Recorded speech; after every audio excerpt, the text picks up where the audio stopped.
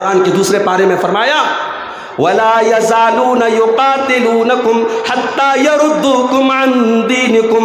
اے نبی، یہ کفار اور مشرکین تو یہی چاہتے ہیں، اسی لیے تم سے لڑنا چاہتے ہیں، تم کو اسلام سے ہٹانا چاہتے ہیں، تم کو دین سے ہٹانا چاہتے ہیں، تم کو مرتد بنانا چاہتے ہیں۔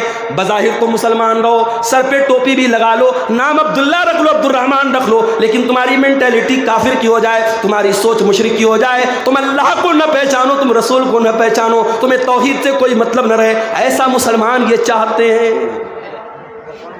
فتنوں کا دور ہے میرے بھائی، اور یہ فتنے کم نہیں ہوں گے، یہ بڑھتے چلے جائیں گے۔ فتنہ کس کو کہتے ہیں؟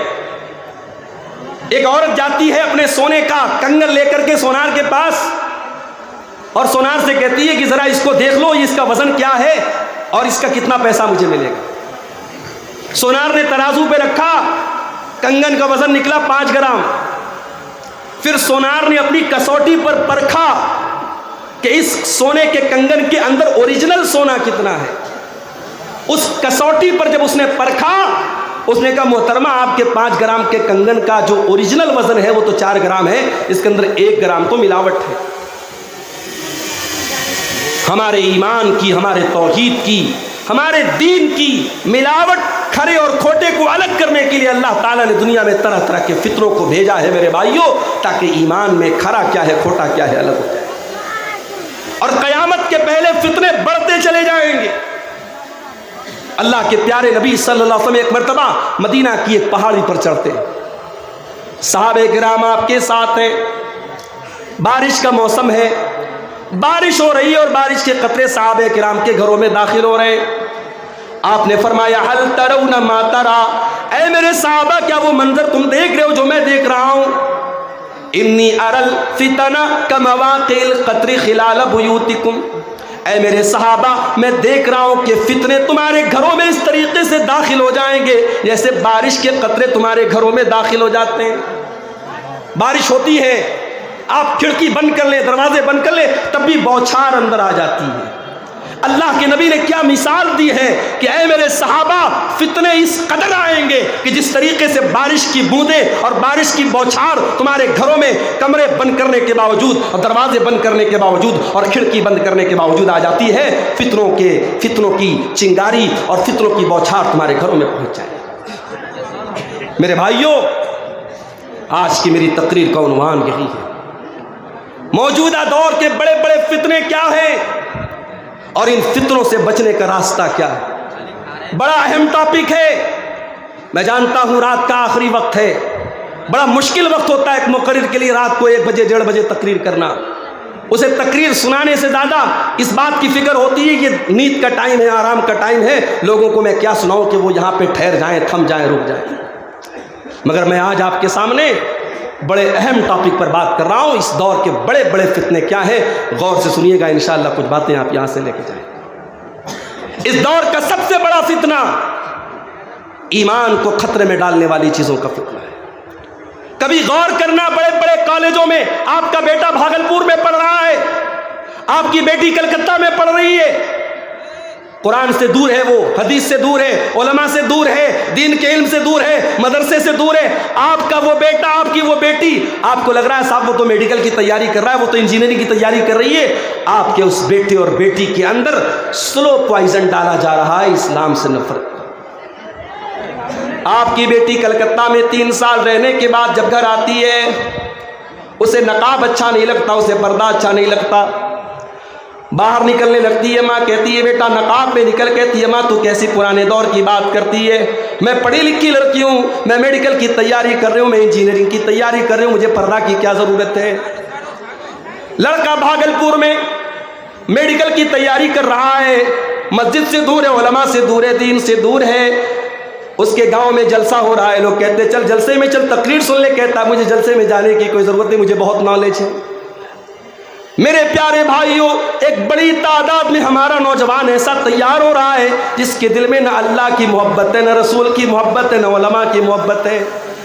ہاں وہ میڈیکل کا بہت اچھا اسٹوڈنٹ ہے، وہ انجینئرنگ کا بہت اچھا اسٹوڈنٹ ہے، وہ بہت پیسہ کما رہا ہے، وہ دنیا کا بہت بڑا جانکار ہے، اس کے پاس اپنی ڈگری کی بڑی نالج ہے، مگر دین کی اس کے پاس کوئی نالج نہیں ہے۔ اور ایسے ہی لوگوں کے بارے میں اللہ قرآن میں کہتا ہے یعلمون ظاہرا من الحیات الدنیا وہم عن الآخرۃ ہم غافلون۔ وہ لوگوں تمہیں دنیا کی تو بہت نالج ہے، بہت جانکاری ہے، مگر دین کے معاملے میں تم بالکل لاپتہ ہو۔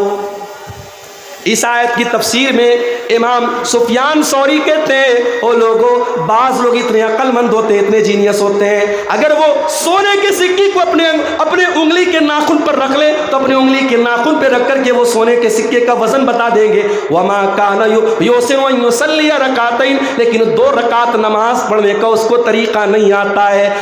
میں دعوے کے ساتھ کہتا ہوں، میں چیلنج کے ساتھ کہتا ہوں، آج کتنے نوجوان لڑکے آپ کو مل جائیں گے، کتنی نوجوان لڑکیاں آپ کو مل جائیں گی، بڑی پڑھی لکھی ہیں، بڑی قابل ہیں، لیکن 2 رکعت نماز کا طریقہ پوچھ لو نہیں بتا پائیں گے۔ ایسی نالج کس کام کی میرے بھائی؟ معاف کرنا، کسی کو اگر یہ لگتا ہے عبد الغفار صاحب ہائر ایجوکیشن کے خلاف ہیں، اعلیٰ تعلیم کے خلاف ہیں، میڈیکل کی تعلیم کے خلاف ہیں، انجینئرنگ کی تعلیم کے خلاف ہیں، واللہ آپ نے میری بات کا مطلب نہیں سمجھا۔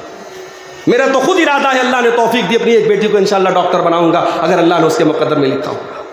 میں اعلیٰ تعلیم کے خلاف نہیں، مگر میں یہ چاہتا ہوں کہ میری قوم کا بیٹا کل جب ڈاکٹر بن کر کے آئے تو ایک مسلمان ڈاکٹر بن کر کے آئے، اس کا مقصد صرف مریضوں کی جیب سے پیسہ نکالنا نہ ہو، وہ جب مریض کا علاج کرے تو مریض کو دوا دیتے وقت کہے کہ بھائی دیکھو میں ڈاکٹر ہوں، میں تمہیں دوا دے رہا ہوں، مگر شفا دینے والا اللہ ہے، اس سے لو لگانا، اس سے دعا کرنا، اور ساتھ میں دوا کھانا، تمہیں آرام مل جائے گا انشاءاللہ۔ میں چاہتا ہوں میری قوم کا بیٹا IPS آفیسر بنے، پولیس کا آفیسر بنے، اور جب نماز کا ٹائم آئے مسجد کے باہر پولیس کے آفیسر کی جیپ کھڑی ہو اور وہ نماز پڑھ رہا ہو، اور دنیا دیکھے کہ ہاں ایسے بھی پولیس آفیسر ہوتے جو اللہ سے ڈرنے والے ہوتے ہیں۔ میں چاہتا ہوں میری قوم کا بچہ ایسا وکیل بنے جو پیسے کے لیے وکالت نہ کرے، جو حق اور انصاف کے لیے وکالت کرے، جو جج کی کرسی پر بیٹھے تو عہدے اور لالچ میں فیصلہ نہ کرے، حق اور انصاف کا فیصلہ کرے۔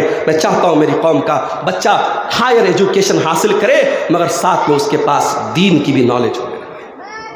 اور اس لیے میں کہتا ہوں جلسے آپ نے بہت کرا لیے، اللہ کے واسطے اب تھوڑی سی توجہ اپنے قوم کے بچوں کو دینی تعلیم، بنیادی دینی تعلیم پر دینے پر بھی آپ ڈالتے ہیں۔ مدرسے تو غریبوں کے ہو گئے، مدرسے میں امیر کہاں اپنے بچوں کو پڑھاتا ہے؟ جس کی آمدنی مہینے کی 20,000 ہے وہ مدرسے میں بچوں کو بھیجنا نہیں چاہتا۔ صاحب میرا بچہ غریب بچوں کے ساتھ نہیں بیٹھے گا، وہ کہاں بھیجے گا؟ کانوینٹ میں بھیجے گا۔ ابھی آپ نے ویڈیو دیکھا، راجستھان کی دھرتی پر مسلمان لڑکیاں اسکول میں سوریہ نمسکار کر رہی ہیں۔ اسلام والشمس والقمر تجری لمستقر لها، اسلام کا کانسیپٹ یہ ہے کہ سوریہ کو نمسکار نہیں کرنا ہے، سوریہ اللہ کی مخلوق ہے، سورج اللہ کے حکم سے چلتا ہے، ہمیشہ پورب سے نکلتا ہے، پچھم میں ڈوبتا ہے۔ جس دن میرا رب کہے گا اے سورج آج تجھے پچھم سے نکلنا ہے، اسی دن قیامت قائمہ ہو جائے گی۔ سورج کی مجال نہیں ہے اللہ کے حکم سے سرتا بھی کر سکے۔ میرے بھائی ہم سوریہ کو نمسکار کریں، آج ہماری قوم کا بچہ سوریہ کو نمسکار کر رہا ہے، ہماری قوم کی بچیاں جا کر کے کسی غیر اللہ کی دیوی کی پرستش کر رہی ہیں، اس کے منہ سے ایسے نعرے نکلوائے جا رہے ہیں، تف ہے ہم پر، لعنت ہے ہم پر۔ ہمارا بچہ جاہل مر جائے، بغیر پڑھے لکھے مر جائے، یہ بہتر ہے اس بات سے کہ وہ شرک کر کے دنیا سے جائے۔ کانوینٹ میں ہمارا بچہ پڑھ رہا ہے، 25 دسمبر کی تاریخ آتی ہے، کرسمس کا تہوار آتا ہے، کانوینٹ میں ہمارے بچوں کو سکھایا جاتا ہے، سانٹا کلوز آتا ہے، بچوں کو چاکلیٹ دیتا ہے، بچے کے دماغ میں فٹ کیا جا رہا ہے آج چاکلیٹ مل رہی ہے۔ کیوں مل رہی ہے بھائی؟ آج کرسمس ہے۔ یہ کرسمس کیا ہے؟ آج گاڈ کو بیٹا پیدا ہوا ہے۔ آپ کے بچے کو سکھایا جا رہا ہے کہ آج گاڈ کے بیٹے کا برتھ ڈے ہے۔